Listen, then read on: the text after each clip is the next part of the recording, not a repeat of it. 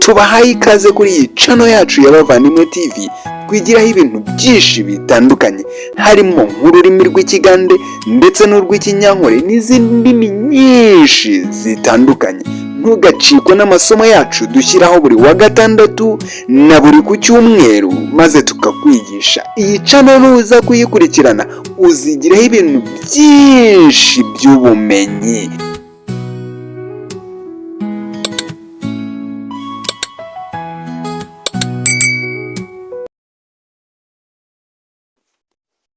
Reka mbanze mbasuhuze mwese mukurikirana iyi channel yacu y'Abavandimwe TV kandi mbahereza ikaze nanone mu biganiro byacu nk'uko bisanzwe.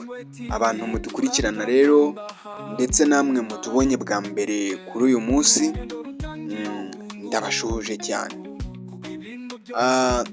Abantu rero mubana natwe mu biganiro byacu bitandukanye, abantu mwakoze subscribe, mbega abantu mukurikirana ibiganiro byacu ndabakunda cyane. Uyu munsi rero ntabwo tugiye kwiga, ahubwo tugiye gusubiza ibibazo byanyu mwatubajije kuko nabonye koko mufite inyota yo kwiga. Niyo mpamvu navuze ngo reka turebe mu bibazo byo mwagiye mutubaza uko twabasubiza, kuko tutabashubije burya tugapfundikirana komenti zanyu ntabwo byaba ari byiza. Mujye kubana nanjye Theo MC basubiza kuri komenti zo mwatubajije. Reka mpere kuri uyu muntu watubajije, uwa mbere bamwita Nsabimana. Uyu Nsabimana yaratubajije ati muri komenti ati ikibazo cyanyu mukora video ngufi cyane, ikibazo cyanyu mukora video ngufi cyane mu buri ki ngo mukore amasomo agaragara. Icyo ni ikibazo uyu muntu wacu yatubajije ati dukora video ngufiya cyane, ese tubura iki ngo kugira ngo dukore amasomo agaragara. Ndetse nta nubwo ari we wenyine wakibajije, ngira ngo hari n'undi wakibajije usibye ko ntabashije gushyiraho amazina yiwe. Nzi ko ari abantu babiri bakibajije bahurije hamwe bibaza impamvu dushyiraho amavideo magufiya. Ndagira ngo rero mbahereze umucyo kuri iki kintu mugisobanukirwe. Murabona ahangaha kuri YouTube gushyiraho amavideo bisaba amamega kandi bikongera bigasaba rezo isobanutse, mbega rezo nziza, kuko iyo uri ahantu hatari rezo nziza usanga gushyiraho video ari ibintu bivunanye cyane.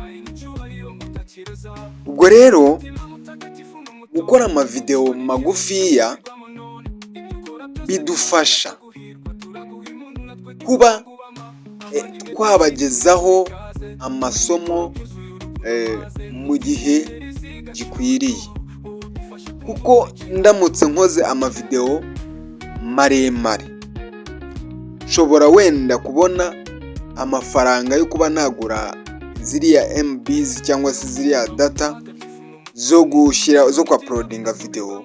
Wenda nimba nabonaga nka 500 cyangwa se 1000 nkahita mbona nkagura data nkahita nshyiraho, bishobora gutuma najya wenda nyabona mu kwezi cyangwa se kanga, ugasanga ntago mubonye ibyigisho byanyu nk'uko bikwiriye. Niyo mpamvu nkoresha turiya video tugufiya kugira ngo ibintu bitaza kuba birebire ugasanga gushyiraho birangoye, cyangwa se kubona data zo kuba nakwa uploading iriya video ndende ugasanga birangoye. niyo mpamvu dushyiraho amavideo magufiya. Kandi ikindi urabona amavideo maremare benshi akunze kuba boring, ugasanga mbega araje arebyeho, yamara kurebaho akarebaho iminota ingahe, ibindi ugasanga ntagagize. Ariko iyo ari amasomo magufiya cyane usanga aje akarebaho akiga, bikaba byanamufasha kwiga vuba vuba kuko ategereje isomo ry'ejo. Ngira ngo abari bafite icyo kibazo mwese ndakibashubije, kirarangiye. Ikibazo icyo ngicyo, ibyo tubura turacyashakisha uburyo ki natwe wenda twabona uko tujya dushyiraho ayo mavideo maremare. Gusa ukuntu icyo kibazo tugiye kugikemura ntabwo twagenda tutagikemuye, ntabwo twababwira gutyo ngo tubure kugikemura kuko nabonye ko mufite inyota yo kwiga. Mu bitekerezo turi gukora plan yuko wenda twakongera iminsi yo kwa uploadinga video, kongera iminsi. Nimba twakoraga 2 mu cyumweru bikaba nka 4 cyangwa se 3 gutyo. Nimba ari 1 mu cyumweru tukaba twakongera bikaba nka 4 cyangwa 3, kugira ngo mwigire ku gihe kandi amavideo muyabonere ku gihe. Wenda tuzongera iminsi, ariko video tutazongereye uburebure kuko bishobora kutubangamira no kutuvuna, ugasanga amasomo yanyu mutayabonye. Ahubwo twajya tuyakora ari magufi ariko tukayashyiraho igihe cyinshi, igihe kinini, tukayashyiraho mu iminsi myinshi. Ibyo bishobora kutworohera kuko nimba mbonye 500 nkahita nshyiraho, ntabwo byaba nk'uko byansabaga 2,000 kuba nabibonera icyarimwe. Ahubwo nimba mbonye 500 uwo munsi nkashyiraho, wenda ejo nabona ayandi nkashyiraho. Ibyo bishobora kumbangukira kuruta uko navuga ngo ndabona 4,000 cyangwa 5,000 icyarimwe.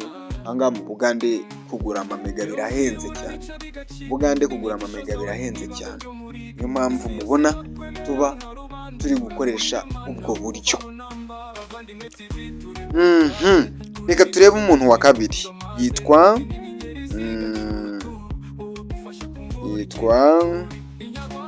Niyoyita Vestina,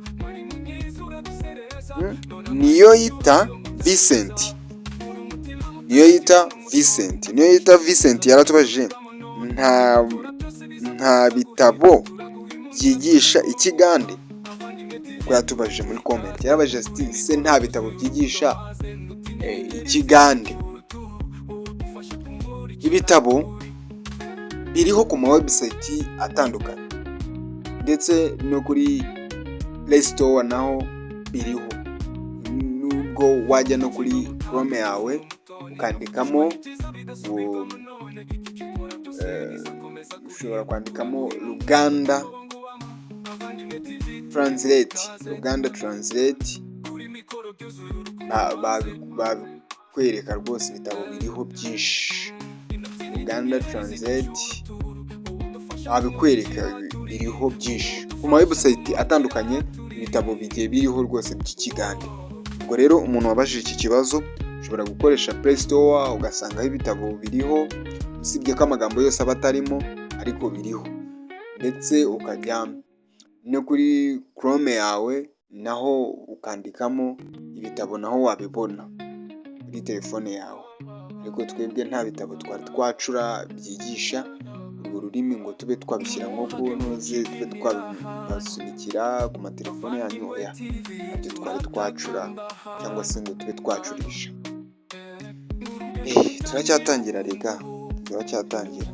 Ibintu bizajya bigenda byiyongera tukabona ko bikenewe, igihe tugenda tubibagezaho nitumara kwiyubaka. Undi yabajije ati bamwita nde? Niyomufasha Jacqueline yatubajije se yaravuze ati uzajye urasa ku ntego. Iyo mufasha we yaratubwiye ati mujye murasa ku ntego, ariko mujye murasa ku ntego. Ndabyumva, kurasa ku ntego ni ikintu kiba gikenewe koko. Hari igihe usanga tugiye muri byinshi ntiturase ku ntego kuko icyo twashakaga kuvuga, ugasanga nabyo ntabwo ari byiza. Ubwo uyu nawe yadukebuye, tugiye kujya tubagezaho ibyigisho rwose turase ku ntego nk'uko mwabidusabye. N'aba ngaba rero nagira ngo mbagezeho, n'abandi namwe nimutubaza tuzabasubiza. Mukomeze mutubaze dutegure umwanya wo kubasubiza. Gusa sinagenda ntababwiye na gahunda turi kubategurira n'ibyo dufite imbere aha ngaha, kuko murabona kwezi kwa kane turi kugusoza, tugiye kwinjira mu kwezi kwa gatanu. Muri uku kwezi kwa gatanu rero ni ngombwa ko tugira gahunda runaka ikwiriye yo kuba tuzagenderaho. Gahunda dufite rero muri uku kwezi kwa gatanu cyangwa se n'imbere mu yandi mezi, muri uku kwezi kwa gatanu guhera ku itariki 10 z'ukwezi kwa gatanu tugiye kuzabongereramo ikindi kiganiro twita Mbaza Nkubaze. Iki kiganiro cya Mbaza Nkubaze tuzajya tugikora live. Tujya kugikora tubanza posting tubamenyeshe ko tugiye, nimba turi bukore nijoro posting ku manywa tubabwira ati umugoroba ntucikwe na Mbaza Nkubaze, utegure ibibazo rwose byo ushaka kutubaza maze tugusubize. Uzajya udutegurira ibibazo natwe tugusubiza. Mbaza Nkubaze tuzajya tuganira nk'uko nyine abanyeshuri n'abarimu baba bari kuganira. Ni ahantu ho kwisanzurira, tukajya tuganira, mukatubaza muri komenti natwe tukabasubiza. Mbaza Nkubaze tuzajya dushyiramo ibintu byinshi muri iki kiganiro cya Mbaza Nkubaze. Nzi ko kizafasha abantu bari gukurikirana iyi channel, abantu mwiga kuri iyi channel.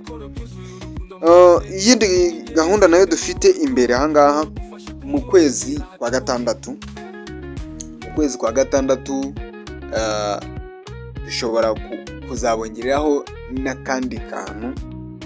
Hari filime dushaka gusohora mu kwezi kwa gatandatu. Iyi filime kandi hariho abadusabye kuzanyuza kuri iyi channel ya Bavandimwe TV.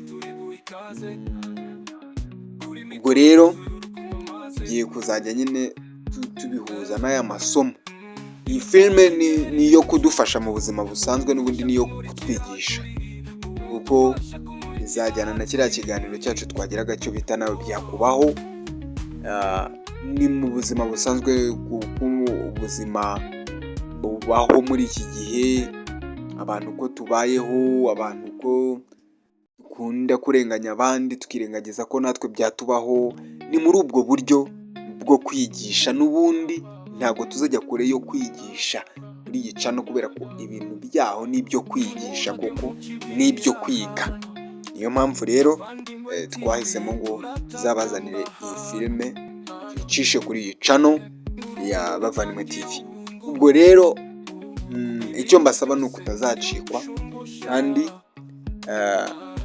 muri komenti mukakomeza mukatwandikira. Ni ukukomeza mukatwandikira muri komenti, mukatubaza ibibazo, turahari kugira ngo tubasubize.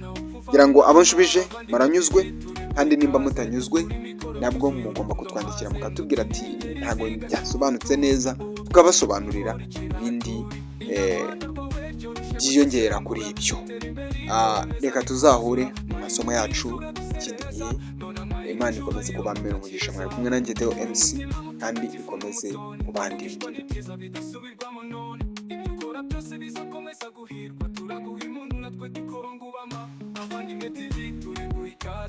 Kuri mikoro byuzuye urukundo maze ndutinya inyenyeri zigacura utu udufasha kumva